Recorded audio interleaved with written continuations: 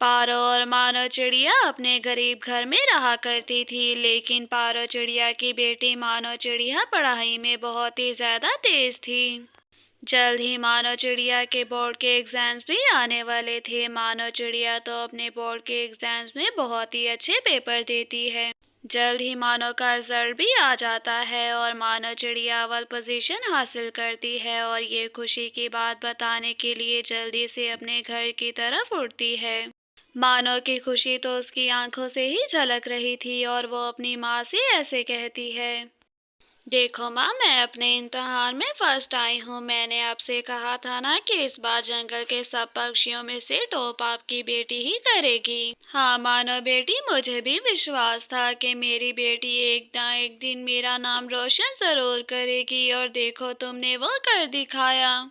अरे माँ, ये तो खुश होने की बात है, लेकिन आपकी आंखों से तो आंसू बहे जा रहे हैं कि आप मेरी इतनी बड़ी खुशी पर खुश नहीं हो। नहीं मानो बेटी, ऐसी कोई भी बात नहीं है। ये खुशी के आंसू हैं, दुख के नहीं। मैं अपनी बेटी की खुशी में आज बहुत ज़्यादा खुश हूँ। और ऐसे ही जंगल में कुछ दिन भी गुजर जाते हैं। कुछ दिन गुजरने के बाद मानो की दोस्त गुड़िया उससे मिलने के लिए आती है और पारो अपनी बेटी से ऐसे कहती है, देखो मानो बेटी, मैं चाहती हूँ कि अब तुम अपनी आगे की पढ़ाई भी शुरू कर दो और जल्दी से जंगल के किसी अच्छे से कॉलेज में एडमिशन ले लो। अरे पारो आंटी, लगता है आपको मालूम नहीं कि हमारे जंगल में तो कोई भी अच्छा कॉलेज नहीं। अच्छे कॉलेज तो सारे दूसरे जंगल में हैं। हाँ गुड़िया, तुम ठीक कह रही हो। मैंने तो माँ से पहले ही कह दिया था। चलो माँ, अब जल्दी से हम दूसरे जंगल मेरा एडमिशन करवाने के लिए चलते हैं।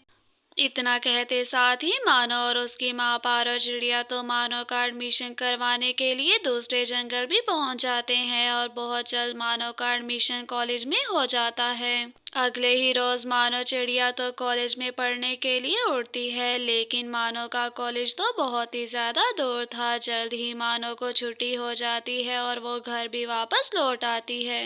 लेकिन अगले दिन मानो चिड़िया कॉलेज नहीं जाती और नदी के किनारे बैठी होती है। अरे ये क्या मानो सहेली, तुम अपने कॉलेज जाने की जगह यहाँ नदी के किनारे बैठकर क्या कर रही हो? आंटी को पता चला तो खूब मार पड़ेगी। अभी गुड़िया ने इतना कहा ही था कि वहाँ पर पारो चिड़िया भी आ जाती है।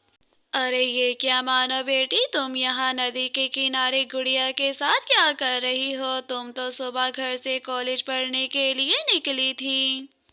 अरे माँ, वो कॉलेज तो हमारे घर से बहुत दूर पड़ता है और मैं हर रोज इतनी दूर उड़कर कैसे जा सकती हूँ, इसीलिए अब मैं कॉलेज नहीं जाऊंगी। मानो बेटी, कुछ पाने के लिए कुछ खोना भी तो पड़ता है। हमारे जंगल में कॉलेज नहीं तो अब तुम्हें दूसरे जंगल तो जाना ही होगा। अरे आंटी जी, इसमें इतना घबराने की कोई बात नहीं। दूसरे जंगल के कॉलेज में एक हॉस्टल भी है, आप मानो का एडमिशन वहाँ करवा दो। माँ, अगर ऐसी बात है तो आप मेरा दाखिला उस कॉलेज के हॉस्टल में करवा दो। ऐसे मुझे हर रोज आने जाने में कोई दिक्कत भी नहीं हुआ करेगी। जल्द ही मानो और पारो चिड़िया कॉलेज के हॉस्टल में मानो का एडमिशन करवाने के लिए उड़ते हैं और मानो का एडमिशन हॉस्टल में हो भी जाता है। अब तो मानो चिड़िया बहुत ही ज्यादा खुश थी, क्योंकि उसे हर रोज इतना उड़कर अपने जंगल वापस जो नहीं जाना पड़ता था। ऐसे ही जंगल में कुछ महीने भी गुजर जाते हैं और एक दिन मानो चिड़िया कॉलेज की लाइब्रेरी में बैठी हुई थी कि तभी वहां पर एक लड़का पक्षी उड़ता हुआ आता है। मानो को तो पहली ही नजर में उस लड़के पक्षी से प्यार हो जाता है और ऐसे ही उन दोनों की मुलाकातें भी शुरू हो जाती हैं। और एक रोज बबलू चिड़ा मानो चिड़िया से कहता है, मानो तुम इतनी ज्यादा प्यारी हो कि मैं चाहता हूँ कि तुम मेरी गर्लफ्रेंड बन जाओ। देखना, हम दोनों एक साथ बहुत खुश रहेंगे। बबलू, तुम तो मुझे पहली नजर में ही देख के साथ पसंद आ गए थे और मैं तो कब से तुम्हारे इसी प्रपोजल का इंतजार कर रही थी। मानो तो बबलू का गलाब एक्सेप्ट कर लेती है और उसके बाद वो दोनों एक दूसरे के करीब आ जाते हैं। ऐसे ही अब तो मानो और बबलू चिड़ा आए रोज ही मिलने लगे।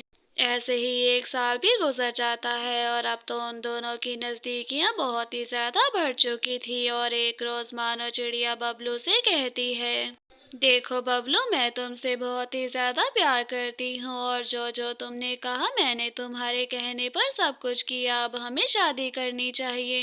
अरे मानो तुम भी छोटी छोटी बातों पर घबरा जाती हो। आजकल के टाइम में ये कोई बड़ी बात नहीं और शादी तो मैं तुमसे ही करूँगा, तुम चिंता ना करो। बहुत ही जल्द जंगल में 1 महीना भी गुजर जाता है। मानो चिड़िया पर तो जैसे दुखों का पहाड़ टूट चुका था, क्योंकि उसे मालूम होता है कि उसे अंडे होने वाले हैं। मानो ये बात बताने के लिए बबलू चिड़े के पास जाती है कि वो दोनों जल्द शादी कर लें। बबलू, मैं तुम्हें ये बताने के लिए आई हूँ कि मेरे अंडे होने वाले हैं और अब तुम्हें जल्द ही मुझसे शादी करनी होगी, वरना मेरी खूब बदनामी होगी। अरे मानो, ये तुम कैसी बातें कर रही हो? ये अंडा मेरा कैसे हो सकता है? क्या मालूम ये अंडा किसी और पक्षी का हो, ये अंडा मेरा तो नहीं। बबलू, ये तुम कैसी बातें कर रहे हो? तुम्हें मालूम है कि तुम ही एक लड़के पक्षी हो जो मेरी जिंदगी में आए हो, फिर तुम ऐसा कैसे कर सकते हो? अच्छा अच्छा, बस ज्यादा आंसू टपकाने की जरूरत नहीं, ये गोलियां खा लो, इससे ये सारा का सारा मसला 1-2 दिन में खुद ब खुद ही हल हो जाएगा। इतना कहते साथ ही बबलू चिढ़ा तो वो गोलियां मानो को देकर वहां से उड़ जाता है। बबलू तो मेरे साथ सिर्फ और सिर्फ टाइम पास कर रहा था, इसीलिए तो उसने मुझे ये गोलियां दे दी, लेकिन अब मैं बेचारी क्या करूंगी? बबलू की बात सुनने के बाद मानो चिड़िया तो दुखी मन से वहां से बाहर की तरफ उड़ती है। बबलू ने तो मेरे साथ बहुत ही ज्यादा बुरा किया, मुझे उस पर विश्वास नहीं करना चाहिए था। अब तो सिर्फ एक ही हल है कि मैं अपनी जान दे दूं। मानो ने अभी इतना कहा ही था कि वहां पर उसका दोस्त लोमड़ भी आ जाता है। मानो, मेरी सहेली, तुम यहाँ कुएं के किनारे बैठकर क्या कर रही हो? और मैंने तो तुम्हें इससे पहले इतना म्यूजिक कभी नहीं देखा। अपने दोस्त लोमड़ की ये बात सुनकर मानो तो उसको सारी की सारी बात बता देती है और मानो की सारी बात सुनने के बाद लोमड़ उससे कहता है, मानो ऐसे लड़की पक्षियों को लड़के पक्षियों पर विश्वास नहीं कर लेना चाहिए, लेकिन जो होना था वो हो गया, अब तुम मेरे साथ चलो। अपने दोस्त लोमड़ की बात सुनकर मानो चिड़िया भी उसके पीछे पीछे ही उड़ने लगती है और जल्द ही लोमड़ और मानो चिड़िया बबलू चिड़े के घर चले जाते हैं, जहां बबलू कहता है, अरे अरे मानो चिड़िया, तुम यहाँ पर क्या करने के लिए आई हो? अगर कोई जरूरी बात थी तो तुम मुझे कॉल कर कर बता देती। अरे बबलू बेटा, ये चिड़िया और उसके साथ ये लोमड़ कौन है? क्या ये तुम्हारे कॉलेज के दोस्त हैं? तुमने मुझे पहले क्यों नहीं बताया? इससे पहले कि बबलू अपनी माँ को कुछ कह पाता, लोमड़ उसकी माँ को सारी की सारी बात बता देता है कि कैसे उसने मानो चिड़िया के साथ धोखा किया है। अरे माँ, मैं आपको बता रहा हूँ कि ये चिड़िया झूठ बोल रही है और इसके पेट में जो अंडा है वो मेरा अंडा बिल्कुल भी नहीं है, ये झूठ बोल रही है। बबलू की ये बात सुनते साथ ही उसकी माँ उसके मुंह पर 2-4 चांटे लगाती है। बबलू, मुझे तो अपनी आंखों पर विश्वास नहीं हो रहा कि मेरा बेटा भी ऐसा कुछ गलत कर सकता है, लेकिन अब तुम्हारी गलती को मैं सुधारूंगी। ये सब देखकर लोमड़ और मानो चिड़िया तो तभी वहां से उड़ जाती हैं। उसके बाद मानो चिड़िया अपने घर जाती है ताकि अपनी माँ को सारी बात बता सके और जल्द ही अपनी माँ को बताती है कि उसने कैसे बबलू चिड़े के साथ समय बिताया और अब उसके अंडे भी होने वाले हैं, जिसे सुनकर पारो चिड़िया कहती है, देखो मानो बेटी, मैंने तो तुम्हें पढ़ने के लिए भेजा था और कभी ये नहीं सोचा था कि तुम मुझे ऐसे दिन भी दिखाओगी। कुछ दिन के बाद लोमड़ फिर से बबलू चिड़े के घर जाता है और कहता है, देखिए माँ जी, मुझे लगता है कि आप मानो चिड़िया की हालत को समझ सकती हैं। मैं चाहता हूँ कि क्यों ना आप बबलू और मानो की शादी करवा दें। हाँ बेटा लोमड़, मैं जानती हूँ कि मानो चिड़िया पर क्या बीत रही होगी, इसीलिए मैं मानो और बबलू की शादी करवाने के लिए तैयार हूँ। माँ जी, आपकी ये बात सुनकर तो मैं बहुत ही ज्यादा खुश हो गया हूँ और अब जल्दी से जाकर अपनी मानो दोस्तों को भी ये बात बता कर आता हूँ। इतना कहते साथ ही लोमड़ तो खुशी के साथ वहां से चला जाता है और कुछ रोज के बाद मानो और बबलू चिड़े की शादी भी हो जाती है।